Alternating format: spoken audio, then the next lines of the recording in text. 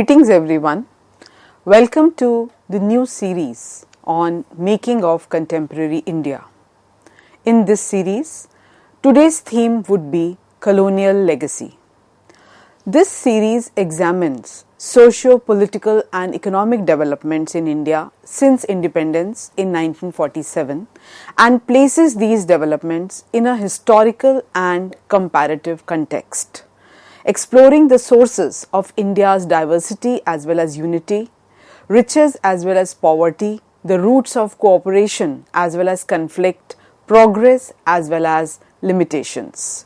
In this series, we would try to understand the working of the world's largest democracy. Studying the work of well-known scholars, fiction, films, as well as some sources of information available over the internet, this would introduce everyone to multiple facets of contemporary India.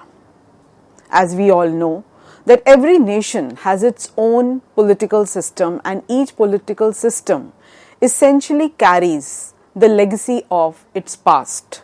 Historical legacy always influences the structures, functions as well as the behavior. It also bears the influence of the values, traditions and several institutions that have carried on from the past. So continuity of tradition, modernization of tradition, traditionalization of modernity and continuity and change have been simultaneously present in almost all political systems, and India is no exception. The political system of independent India is no exception to this generalization also. It stands positively as well as negatively influenced by its past. As we know that the modern India is the product of centuries of evolution and the experiences of several racial groups that have either got amalgamated or have coexisted in the subcontinent. Its contemporary form clearly reflects the influence of several historical legacies in its socio-political, cultural, economic and administrative setup as well as in the government structure.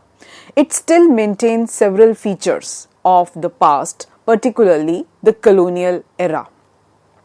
In its political aspect, modern India can be considered as a product of several important factors. Firstly, the colonial impact of legal authority that was to be wielded by a central power that managed to consolidate the whole subcontinent under it. Although operating mainly in the legal and administrative spheres, the British Raj also affected fundamental life of the Indians, Indian political beliefs as well as relationships. The second important factor that can be considered is the reconstructive nationalism of the pre-independence era, which was a kind of a response that was generated against the new world order that had been superimposed by the colonial power. And it also developed as a means to political independence and social reforms in the context of a slowly expanding framework of democratic institutions during 20th century. Now, when we say colonial legacy, let us explain the meaning of the term legacy. Legacy means all those traditions, customs, practices or beliefs, rules, etc. which are inherited by any system from the past and which continues to make an enduring impact upon the working of the system for several years to come. So basically how the past is influencing the present and the future. And as such, legacies can be discussed in two ways. One, we can discuss legacy of colonialism, and then we can discuss legacy of Indian national movement that would deal with several aspects of nationalism as one comes across from late 19th century onwards. In this specific lecture, I would be focusing on the economic legacies of colonialism and how it was also kind of influencing the political structures that were evolving during 19th and 20th century in India. The system that was handed over by the British to the Indians and followed by the Indian system is known as the legacy of colonialism. So the history of India's immediate past has been the period of the British rule of nearly around 200 years from 1757 to 1947. So British, while they started coming to India formally after the establishment of the British East India Company in 1600, politically they gained influence from 1757 onwards. They took almost 157 years to establish their rule over India. Primarily they had come to India as traders, but later on got involved in the power struggle in the environment that had largely been created by the downfall of the Mughal Empire and also the presence of rival French, Dutch and Portuguese trading companies in India. The emergence of the control of the East India Company over India can be traced from the foundation of the British rule with the defeat of Nawab Siraj-ud-Daulah in the Battle of Plassey in 1757, and another very important victory that they got over the French in 1763 and later on in 1764, the Battle of Buxar, which resulted in the grant of Diwani rights over Bengal, Bihar and Orissa in 1765. And then there was no looking back. So the expansionist policies that were carried further by several rulers and also governor generals, and the way this expansionist activity finally culminated in the revolt of 1857, which was a reaction against this very expansionist policy as well as a number of other factors. So we see that from 1765 to 1857, it was the East India Company that was ruling over India. The unsuccessful war that happened in 1857, which was waged by Indians against the British Company's rule, paved the way for the imposition of the direct rule of the British Crown over the Indian possessions by the Government of India Act 1858. So, now started the second phase of British rule over India, which continued up to 1947, after which India got independence. However, there was a partition of the country into India and Pakistan. Now we see that during this period, there developed a massive anti-British as well as anti-imperialist national liberation movement in India, through which India emerged as a sovereign independent state free from British imperialism. Nearly 200 years of the British rule resulted in several changes, whether it was in social sphere or economic, political or administrative spheres. And these very changes have contributed largely to the emergence of contemporary India and the shape which several of its institutions took. Now, before we go on further discussing important features related to contemporary India, let us discuss the background.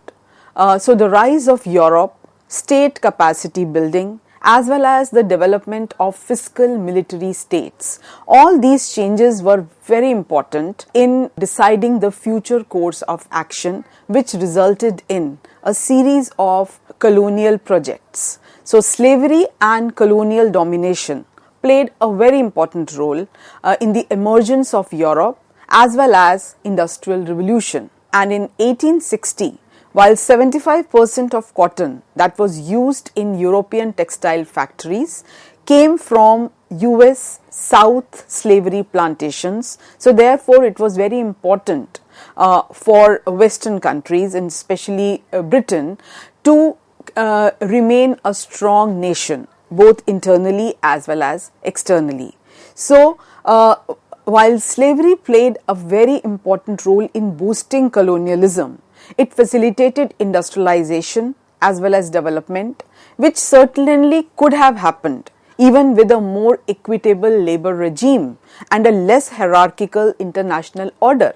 But it did not happen because of clear European military domination as well as existence of a very strong ideology of white man's burden or superiority of the white race, and all these ideologies further justified the action of Europeans in the colonies. So the very intrinsic belief in European superiority resulted in a race for colonies, which was kind of going to boost the national pride. So there was a belief that was rampant that one race is better than others, so it has the right to rule over them. And here one can also refer to the theory of social Darwinism, that is survival of the fittest, which definitely applied to human society. While we see that until from 1750 to 1800, there was still some kind of comparable development between most of the advanced regions of Europe, China, Japan or India, and we can say that even many Asian countries were going through a phase of proto-industrialization. However, with the onset of colonialism, we see that there was no more a transition from proto-industrialization to industrialization, the way it happened in European countries. For example, Britain was already undergoing industrialization by late 18th century, and this was a transition from the earlier phase of putting out system and factory system. But a similar transition did not happen in countries like India. Now, when we talk about making of modern India, we suddenly come across a large number of sources. There is plenty of information that is available pertaining to political, social, economic and cultural developments that have taken place in the country, and a large number of literary sources in the form of printed books, government documents, newspaper records, pamphlets, then of course historical buildings and several other works of art, biographies, memoirs and miscellaneous sources. And these also include British administrative records, survey records, several records of government orders, several acts, letters, diaries of officials and several eyewitnesses accounts, biographies, autobiographies, then letters written by Indian nationalist leaders to each other, and also several records of court proceedings. And historians use these sources as per their requirement. The British maintained very strict control over the administration and ensured that all administrative actions were well documented. So therefore, the culture of noting and reporting made available a large number of records. With the invention of printing press, several books both in Indian and foreign languages were made available, which again throw a good deal of light on several aspects of Indian life, on the progress that was made in different fields, in medicine, engineering, technology, literature, history, mathematics, music, art and so on and so forth. And several newspapers that came to be published in India during this period greatly helped us in understanding the views as well as opinions of Indians. They were published in English as well as vernacular languages like Tamil, Urdu, Bengali, Gujarati, Marathi, Hindi, and Raja Ram Mohan Roy started Mirat-ul-Akhbar, the first newspaper in Persian language. And then Bal Gangadhar Tilak published Kesari in Marathi and Maharatha in English. Now, a number of other newspapers, through news, cartoons, letters, editorials, they created awareness about the intentions of the colonial regime. Then, besides literary sources, one can talk about maps, photographs, paintings. They can also constitute an important part of the sources. Several government documents pertaining to the princely states, then also the European powers like the Portuguese, the Dutch, the English and the French, who were exchanging letters with each other, or documentation pertaining to the trading activities, and these documents help us in understanding the true nature of the imperialists and also their economic exploitation. So therefore, these several records are very important sources of history of modern India. We also get a lot of information from pamphlets, etc., which also kind of carried political messages, and all these records have systematically been kept in the libraries and are very useful study material. Then we, from these different wide variety of sources, a student can also gauge the importance of changing times and the importance of context in which these sources were being developed. And while reading these papers, we also come across the great leaders and their day-to-day statements and their efforts to oppose the foreign ruler, and how different ways and means were also devised. Then one can also mention the importance of historical buildings that lie scattered throughout the length and breadth of the country. So these buildings which started coming up with the establishment of colonial regime.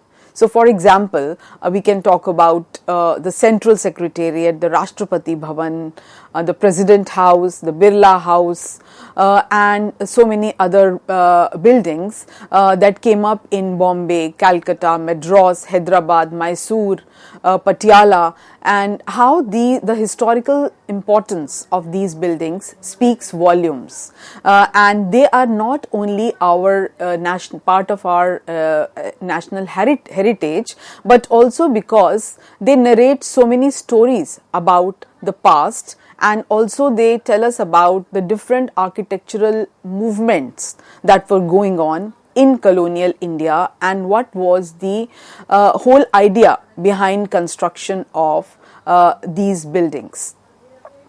So having discussed the wide variety of sources that are available, let us now go back to the background as to how the colonial rule started. So as already has been discussed, that English East India Company from 1600s onwards became active, and in Bombay, Madras and Calcutta. And from 1757 onwards, we see that East India Company troops defeated Indian and French powers, and it became one of the leading power in India and continued to remain so till 1858. The kind of setup that was prevalent after the death of Aurangzeb, especially disintegration of the Mughal Empire and the changes that were coming about, emergence of regional polities and decentralization of power, and emergence of a number of smaller states. These all changes played a very important role in the success of British authorities. So Europeans from several nations like Britain, France, Portugal and Netherlands had entered India as traders and had established their trading posts right from Mughal period onwards. But now, by the mid 18th century, the time was ripe to take even political power in their hands. So British government started regulating company, the working of East India Company, both in London and India. Company had an army that was led by British and staffed by Indian sepoys. It served as a large, so the Indian colony soon became jewel in the British crown, and this also resulted in beginning of a rivalry with other European powers, which definitely resulted in Anglo-French rivalry, the Carnatic Wars, and ended with the establishment of British control. So East India Company concentrated on the gradual expansion of their Indian territory, beginning with Bengal in the Battle of Plassey and later on Battle of Buxar in 1765, further facilitated this ambition. During the 18th century, England had gone through the phase of Industrial Revolution, and as a result of Industrial Revolution, capitalism emerged as the basis of economy. It was based on the profit making philosophy as well as competition in the market. So if we have to talk about the changes that were happening in colonial India as a result of coming in of or setting up of colonial rule, one can highlight three important phases which became part of colonial economy. So the first phase was the mercantilist phase, followed by free trade phase, and later on the financial imperialism phase. If we talk about the first phase, that is mercantilism. So what was mercantilism? It basically referred to a doctrine which advocated the accumulation of gold and silver. So the underlying idea was that a country which has a favorable foreign trade balance is the country which is prosperous, which is powerful, and even Adam Smith was a very strong supporter of this system, and it came to be known by different terms in different European countries. For example, in England the term was mercantilism, while in Germany the term was cameralism, and in France it was colbertism.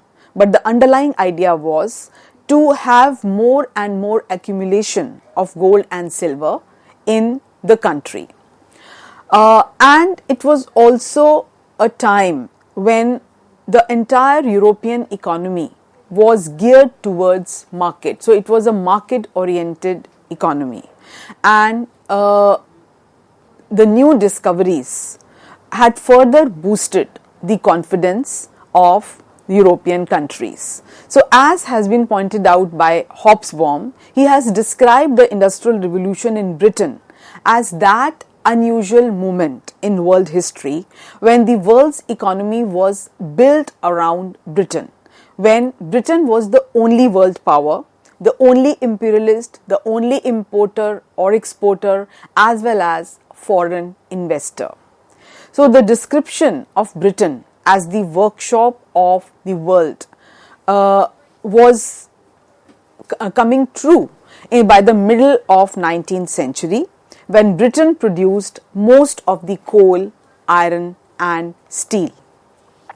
And hence it was Industrial Revolution which was followed by the single liberal world economy in the 1860s because of this monopoly of Britain and the final penetration of the undeveloped world by capitalism.